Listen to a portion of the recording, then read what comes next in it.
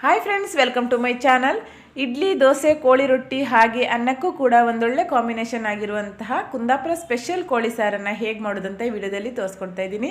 ಹಾಗೆ ನೀವಿನ್ನೂ ನನ್ನ ಚಾನಲ್ನ ಸಬ್ಸ್ಕ್ರೈಬ್ ಮಾಡ್ಕೊಂಡಿಲ್ಲ ಅಂದರೆ ಪ್ಲೀಸ್ ಸಬ್ಸ್ಕ್ರೈಬ್ ಮಾಡ್ಕೊಳ್ಳಿ.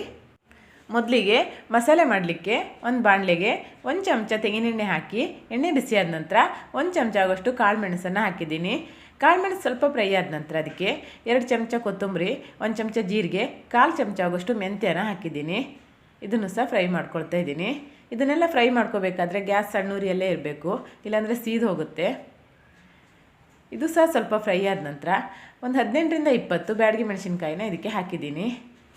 ಇದನ್ನು ಸಹ 2ರಿಂದ 3 ನಿಮಿಷಗಳ ಕಾಲ ಫ್ರೈ ಮಾಡ್ಕೊಳ್ತಾ ಇದ್ದೀನಿ. ನಂತರ ಇದಕ್ಕೆ 2 ಪೀಸ್ ಚಕ್ಕೆ, 4 ಲವಂಗ, 2 ಚಕ್ರ ಮೊಗ್ಗನ್ನು ಹಾಕಿದ್ದೀನಿ. ಗರಂ ಮಸಾಲ ಫ್ಲೇವರ್ ಜಾಸ್ತಿ ಇಷ್ಟ ಆಗದೇ ಇರೋರು ಇದನ್ನು ಕಡಿಮೆ ಮಾಡ್ಕೋಬೋದು. ಇವಾಗ ಇದೆಲ್ಲದನ್ನು ಸಹ ಹುರಿದು ಒಂದು ತಟ್ಟೆಗೆ ತೆಗೆದಿಟ್ಕೊಳ್ತಾ ಇದ್ದೀನಿ. ನಂತರ ಅದೇ ಬಾಣಲೆಗೆ ಮತ್ತೆ 1 ಚಮಚ ತೆಂಗಿನೆಣ್ಣೆ ಹಾಕಿ 1 ಕಪ್ ಹಸಿ ತೆಂಗಿನಕಾಯಿ ತುರಿನ ಹಾಕ್ಕೊಳ್ತಾ ಇದ್ದೀನಿ. ಇದನ್ನು ಸಹ ಒಂದು 3ರಿಂದ 4 ನಿಮಿಷಗಳ ಕಾಲ ಸಣ್ಣ ಉರಿಯಲ್ಲೇ ಹುರ್ಕೋಬೇಕು. ಇದು ಸರಿಯಾಗಿ ಫ್ರೈ ಆದ ನಂತರ ಇದಕ್ಕೆ 10 ಬೆಳ್ಳುಳ್ಳಿ ಹೆಸಳು, 1 ಈರುಳ್ಳಿ, 2 ಇಂಚು ಶುಂಠಿ, 5ರಿಂದ 6 ಕರಿಬೇವಿನ ಎಲೆಗಳನ್ನು ಹಾಕ್ಕೊಳ್ತಾ ಇದ್ದೀನಿ. ಹಾಕಿ ಇದನ್ನು ಕೂಡ ಚೆನ್ನಾಗಿ ಫ್ರೈ ಮಾಡ್ಕೊಳ್ತಾ ಇದ್ದೀನಿ. ಇದು ಸಹ ಆಗಿದೆ. ಸ್ಟವ್ ಆಫ್ ಮಾಡಿಕೊಂಡು ಎಲ್ಲ ಮಸಾಲೆನೂ ಸೇರಿಸಿ ತಣ್ಣಗಾದ ನಂತರ ಗ್ರೈಂಡ್ರಲ್ಲಿ ರುಬ್ಕೊಳ್ತೀನಿ. ಅಷ್ಟರಲ್ಲಿ ಚಿಕನ್ ಬೇಯಿಸ್ಕೊಳ್ಳೋಣ. ಒಂದು ಪಾತ್ರೆಗೆ 3 ಚಮಚ ಆಗೋಷ್ಟು ತೆಂಗಿನೆಣ್ಣೆ ಹಾಕಿದ್ದೀನಿ. ಎಣ್ಣೆ ಬಿಸಿಯಾದ ನಂತರ 2 ದೊಡ್ಡ ಈರುಳ್ಳಿನ ಉದ್ದಕ್ಕೆ ಕಟ್ ಮಾಡಿ ಹಾಕ್ಕೊಳ್ತಾ ಇದ್ದೀನಿ. ಈರುಳ್ಳಿ ಚೆನ್ನಾಗಿ ಫ್ರೈ ಆಗಬೇಕು. ಒಂದು 3-4 ನಿಮಿಷಗಳ ಕಾಲ ಈರುಳ್ಳಿನ ಎಣ್ಣೆಯಲ್ಲೇ ಫ್ರೈ ಮಾಡ್ಕೋಬೇಕು. ಈರುಳ್ಳಿ ಚೆನ್ನಾಗಿ ಫ್ರೈ ಆದ ನಂತರ 1 ಟೊಮೆಟೊ ಕಟ್ ಮಾಡಿ ಹಾಕ್ತಾಯಿದ್ದೀನಿ.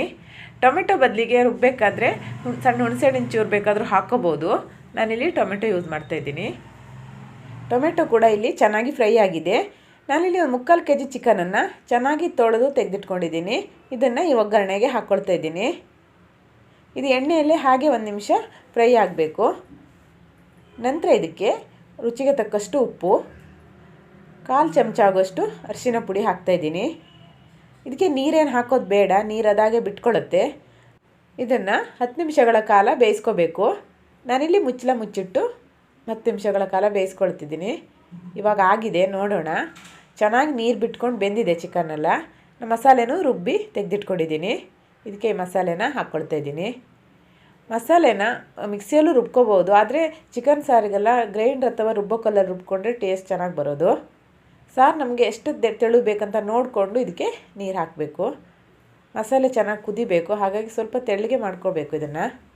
ಈ ಟೈಮಲ್ಲಿ ನೋಡಿಕೊಂಡು ಮತ್ತೆ 1 ಚಮಚ ಉಪ್ಪನ್ನು ಹಾಕ್ಕೊಳ್ತಾ ಇದ್ದೀನಿ. ಇದನ್ನು ಮುಚ್ಚಳ ಮುಚ್ಚಿಟ್ಟು 10 ನಿಮಿಷಗಳ ಕಾಲ ಕುದಿಸ್ಕೋಬೇಕು. 10 ನಿಮಿಷ ಆಗಿದೆ, ಚೆನ್ನಾಗಿ ಕುದಿ ಬರ್ತಿದೆ. ಇದು ಇವಾಗ ಆಗಿದೆ. ಸ್ಟವ್ ಆಫ್ ಮಾಡ್ಕೊಳ್ತಾ ಇದ್ದೀನಿ. ಈ ರೆಸಿಪಿ ನಿಮಗೆ ಇಷ್ಟ ಆದರೆ ಒಂದು ಲೈಕ್ ಕೊಡೋದನ್ನು ಮರಿಬೇಡಿ. Thank you.